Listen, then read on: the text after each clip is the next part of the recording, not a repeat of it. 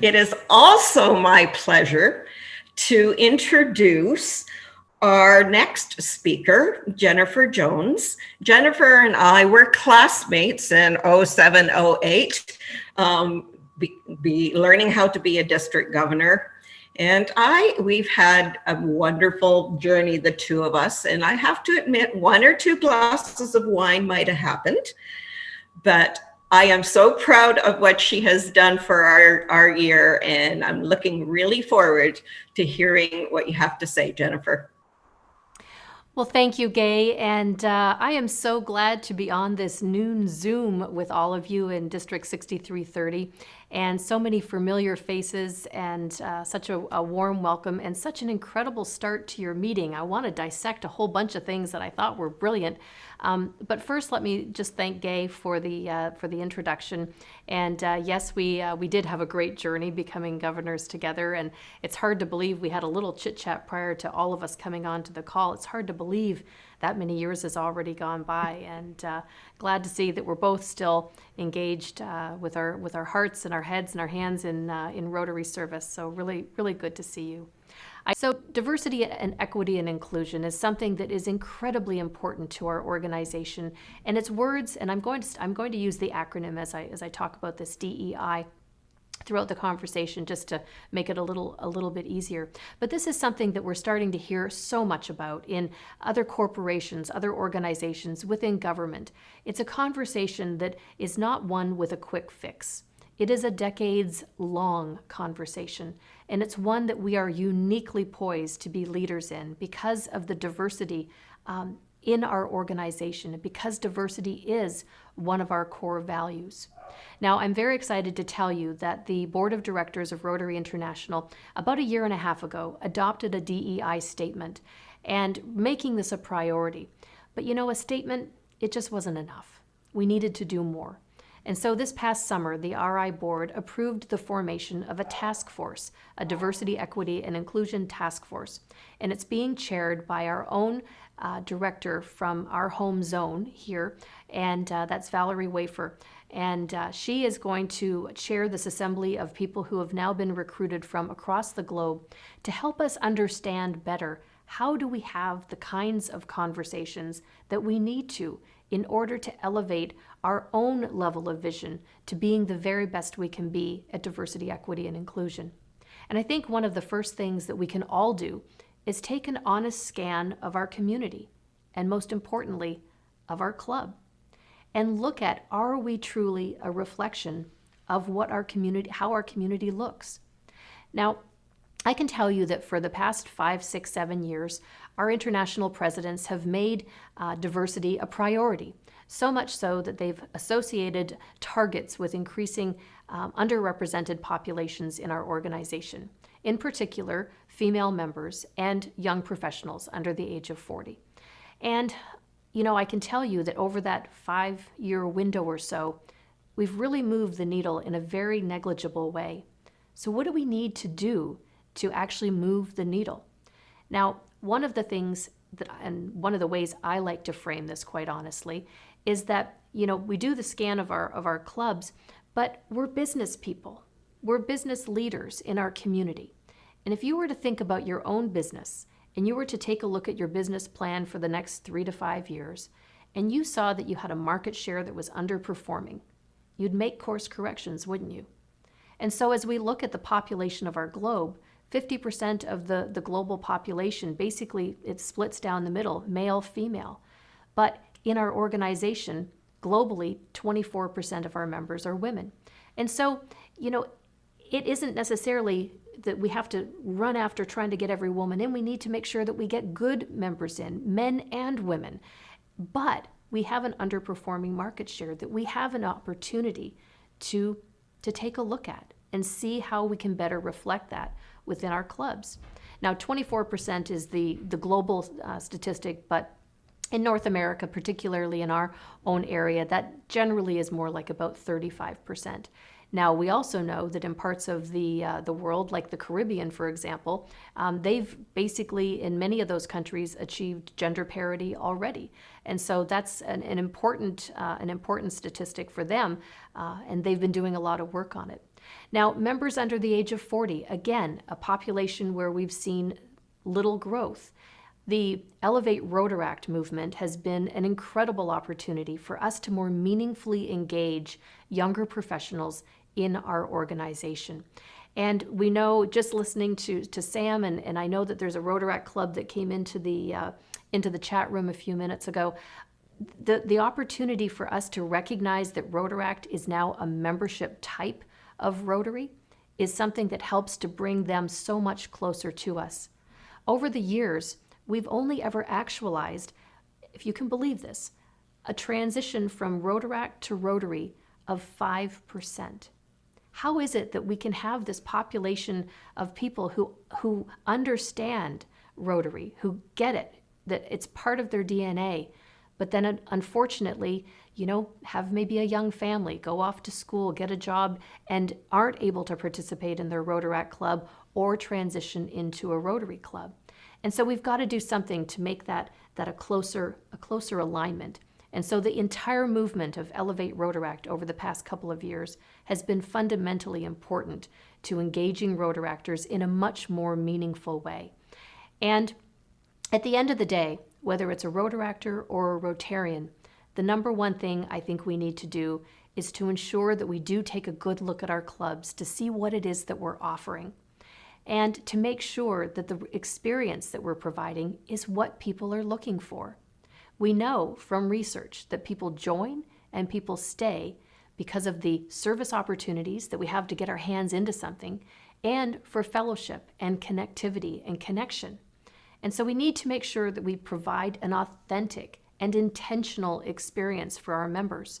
And that means that when someone comes to our club, perhaps the best thing we can do is ask them what do they want from the experience, and then help deliver on what it is that they've requested. We spend a lot of time telling clubs to do an exit interview when someone's leaving, when instead we really should be doing an entrance interview to find out what it is that they want, and then honor that. So we've done a lot of work. We kind of know the statistics. And one of the other things that I think from the area and the perspective of bringing younger members into Rotary, I think, and this is one of the ways I like to think of it, is, it's not necessarily a campaign to bring younger members in. I believe what we should be more focused on is young thinkers, people who think young. Have you ever met a 25-year-old who's old? Have you met an 86-year-old who's young? I think you know what I'm saying. We need people who are progressive in their thoughts, who are forward-thinking. And when we have that type of member in our club, it helps to make us grow, to flourish, to bloom.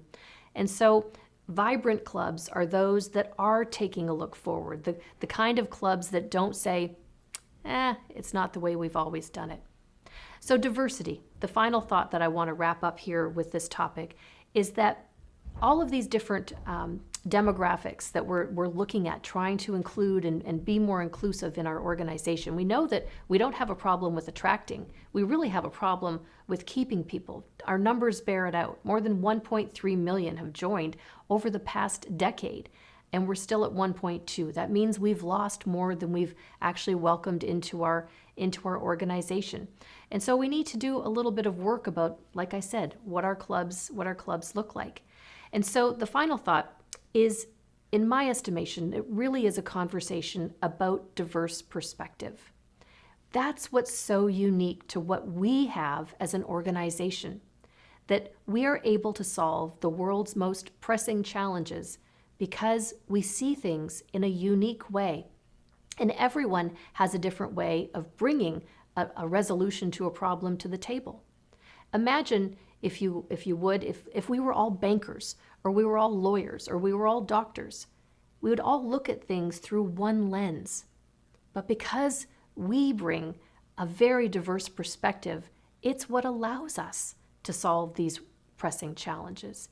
It's what makes us stand out. We are able to tackle things like polio because we aren't like government. We aren't political. We aren't religious. we are able to bring together from every people from every walk of life, every continent and culture, to be able to work together in harmony. And I don't know about you, but one of the things that I am so immensely proud of is how we have responded over the past 8 or 9 months since we all went into collective lockdown. That literally at a time when every man, woman, and child on our planet was facing this incredibly terrible virus and what it's meant. But one of the things we didn't have to do was to say to the family of Rotary that we need you to be people of action. Because you know what? You showed us that you already were. Jumping onto platforms like this to be able to talk and get together to make sure that we're looking out for our neighbors, our community, our family, our Rotary family, and making sure that no one's left behind, that no one's isolated, and no one is in great need. And that's perhaps one of the things that I think is most special right now, is the fact that we are taking time to reach out to those in our clubs to make sure that they're okay. Trying to make sure that people are getting onto platforms like this because, you know, right now, even though we have hope on the horizon, like Governor David told us at the beginning, we have hope on the horizon, it's still a few months or maybe several away. And so we need to make sure that we are all in this together and that we're making sure that we walk arm in arm, shoulder to shoulder, pulling everyone along with us so that we all come out of this knowing that it was a difficult thing to go through, but perhaps we've been able to learn. Perhaps we're maybe better for it. Perhaps there are different ways to connect and to communicate that have now been found in a way to adapt, ability to adapt that we never really knew possible. And so today I want to thank you all. I want to thank you all for being leaders in our organization, for understanding that Rotary is a very special part of all of our DNA, and for understanding that service is something that is meaningful in your life. So thank you to each and every one of you for your gifts and for being members of Rotary International. Now, it's my opportunity to recognize two folks who are on the call today, who are longtime friends of mine who actually live and reside in your district, but used to be here in District 6400, where I am, in Windsor, Ontario. And that's Nick and Charlie Tora. And I don't know if I'm going to be able to see them while I'm... We are calling. There you are. Can you see us, Jennifer? I can. Yay! The magic of virtual platforms. Anyway, what a treat to be able to recognize the two of you today. And I'm gonna let the cat out of the bag on why I'm talking about recognizing them, and that's because today they are being recognized as major donors to the Rotary Foundation, and I could not be more proud to be on this call to just be able to reminisce a little bit about our friendship and your time in Rotary, and to see the two of you and to see you looking so great and healthy, and the North treats you well. I guess it's the colder weather. Maybe that's maybe that's an elixir that I need to sign up a little bit more for. But I've got to tell you that back in 1994 was when you joined Rotary, right, Nick? Actually, 1982. My anniversary will be December 14th. 38 years, Jennifer. That is incredible. And joined the Rotary Club of Windsor St. Clair, which was the club Yes. that my husband first joined. And I don't know if you guys remember there at the same time. I think he might have... Yes, we crossed paths for about a year before we moved up north, Jennifer. Well, I have to tell you that the two of you, very well known as civic leaders in the city of Windsor, and that is a legacy that has gone on to every community that you have touched. I have read about all of the incredible work that you've done, not only in your club of Wyerton, but in the clubs in Florida where you happen to spend a little bit of time. And I couldn't be more proud to remember. I remember. I don't want to even give away the years of the time, but I remember seeing your faces, both of you, on billboards and all over town as incredible leaders in our community. And that was through your work, obviously, in real estate. But I always looked up to the two of you. I always looked at you as people who were such incredible leaders in our community that motivated someone like me to say, you know what, giving to our community in service is something that's important. And don't underestimate the value of who you have mentored unknowingly in your life through your actions. It's been incredible what you've been able to do. And I know that I'm speaking on behalf of many people who are listening who also feel the same way about the contributions that you have made. Now, today we're recognizing contributions that you've made to the foundation, but really the contributions you have made to your community and to your world are immeasurable. Absolutely immeasurable. And I know in reading one of the little documents that they sent me, and this is so cool, about your trip to Finland with the speech that you gave on youth exchange. Yes. Youth exchange. But how you got there is an incredible story, and people need to hear this if they haven't. And that's the governors elect when district governors elect when they travel what was to San Diego to go and to be officially trained, regardless of where they came through the world. Many of them would stop in Florida. And so Nick and Charlie would get together and help them with sort of an informal exchange and get them sort of with, getting over their jet lag and acclimatizing them to North America a little bit more. And it was on one of those trips that I know you met several governors-elect, but one from Yes. Finland, and then went on to go over and speak at their district conference. That is the power of Rotary and being a global citizen. I mean, that's, without even understanding or knowing it, we all sign up and we receive this incredible global passport. And I'm so glad that you've been able to utilize that and to have created friends across the globe. And so today, on behalf of the trustee chair of the Rotary Foundation, Ravi Ravindran, on behalf of our president, Holger Knack, both of the boards, more importantly, for myself, I have the opportunity to say thank you to the two of you. Can I say a few words, Jennifer? You can, after I'm done thanking you. Well, you finish first. I have a couple of last things to say, and then of course you can. But to say thank you for making the Rotary Foundation a priority and for understanding that it's the economic engine that allows us, that gives us the ability, the opportunity to do good in the world. And so thank you to both of you for your kindness, your generosity. And Nick, Charlie, the floor is yours. Well, Jennifer, first of all, thank you very much. And the Rotary world and our hometowns of Windsor are all very proud of you, Jennifer. For sure. Now, just a little, some people write a check to become a major donor. We wrote a bunch of checks. We're on a fixed income, and to write a check of that amount in December of 2020, might not be that easy. But we started donating in 1987, and actually that was the year Charlie and I got married and built this place up north. So it was really a culmination of steady. Slow and steady wins the race, and that's why we're here today. Thank you. And that's a great way for people to be able to do this. Well, thank you to both of you. And like I said, it's an honor and a privilege to have been able to spend this time here with you and with your district and to recognize your incredible achievements. So thank you, thank you, thank you. And Governor David, I think we might turn it back over to you. Congratulations, Thank you, Jennifer. Love you. Love you. You started a new movement. In addition to imbalances between membership and community demographics for gender and age, my club also has a significant imbalance regarding race. Have you come across particular strategies clubs have used to shift priorities, structures, and traditions to be more broadly inclusive with respect to race?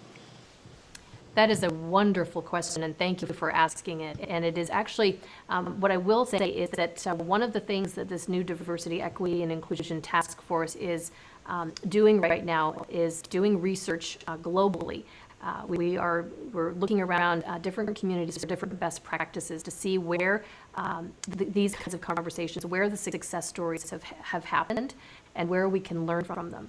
And some of those conversations are going to be challenging, and we see throughout North America, even through the political landscape that we exist in right now, where things like Black Lives Matter and different movements that are going on across North America, that there is a need in particular in our area of the world to be more intentional about having these kinds of conversations and finding ways that clubs can be more inclusive, and to reach out and to understand how to do that. Because sometimes it's just easy to ask someone who looks like us to join, as opposed to understanding that inclusivity is really so much more broad than that. And how do we engage in other organizations and outreach to other communities that are even within our own community, to make sure that we're a reflection of that. And so there is no quick answer at this point. It's the beginning of a dialogue that I think we're having within our own organization. I think some clubs may be well ahead of the curve, and some are clearly behind the curve. But it is a conversation that I know I will be placing a lot of emphasis on in the coming years. So much so that diversity, equity, and inclusion will be one of my primary focuses in 22 and 23, to try to elevate this conversation so that we are talking about all demographics that need to be reflected in our organization, and not just through the North American lens, through the global lens, because this is a conversation that it may mean one thing in our part of the world, but it may be very different in another part of the world. You know, there can be another country where the most important conversation that they're going to have in Rotary for better diversity is about age. There are other countries in our organization where the most salient part of the conversation might be about gender or gender and age. In our area of the world, like many others, it's gender, age, sexual orientation, better diversity in different races and culture. There's a lot that we can do. But you know what? I think that the majority of folks who are on this call today are from somewhere within North America. And whether you call it the melting pot or the cultural mosaic, as we do in each of our individual countries, we know that we are better when we're a reflection of our communities at large. And so I know that that's not a concrete solution, but there are things that will be coming, tools will be coming to Rotary clubs in the near future as the task force begins to identify those things. And I would think that you would start to probably see some things getting into the field early next year, at least some more information about the direction the task force is heading. So in the meantime, it is a conversation to start within your own club, and I would encourage you on a district level or on a club level to start a diversity, equity, and inclusion committee and start the dialogue so that you can also be part of the solution and try to figure out ways that we can be better at doing all of this. So thank you for that very important question.